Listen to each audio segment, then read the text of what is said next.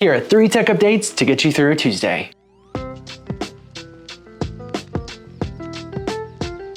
Nintendo has confirmed that Charles Martinet, the original voice actor for the Mario games, is stepping back from recording. Charles has voiced the Italian plumber in Friends since 1991, but as of today, he announced that he is stepping away from his role and instead becoming a Mario ambassador, which basically means he will be touring convention-like settings in a Mario capacity, instead of starring in any new roles. Martinet has been Mario's signature voice since Super Mario 64, and to a lot of people should have been cast in Super Mario Bros. Movie released earlier this year, but consider the larging speaking portions Mario had in the film, it does kind of make sense why another actor was chosen. The announcement of this role switch does vindicate some fans that thought the newest Super Mario Bros. Wonder trailer sounded a little bit different than the usual Mario that they know. The voice is similar to Charles's, but you can definitely tell a change has been made. I'm sure Charles will still be traveling the world to spread the word of our plumber duo for a great long time still. Until then, we thank you for guiding us through these past 30 years, Charles. Following a rough weekend for X,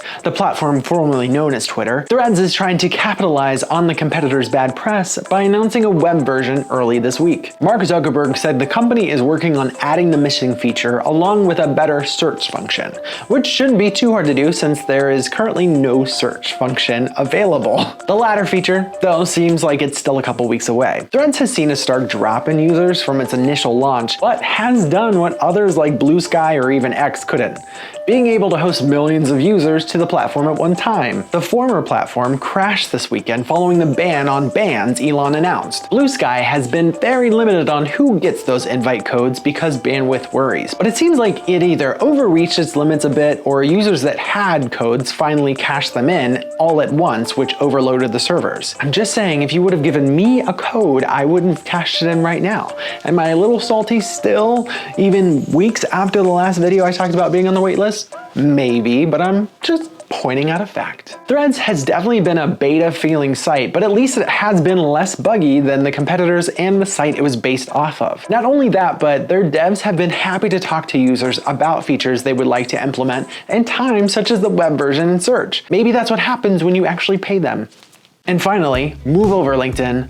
There's a new social networking platform and it's Grindr. An app most notable for its hookup scene has mentioned that about 25% of its users use the platform for networking. In fact, George Arison, the CEO of Grindr, said he has hired professionals through the app before. Over the years, Arison has mentioned that despite having a lot of options for the opposite, he wants the app to be used for more than just hosting. Others have mentioned that in places like LA and other big cities, the app is one of the best ways to make new friends and form connections. There are networking filters in the preferences, and you can sort users who are looking for a lot of the same options.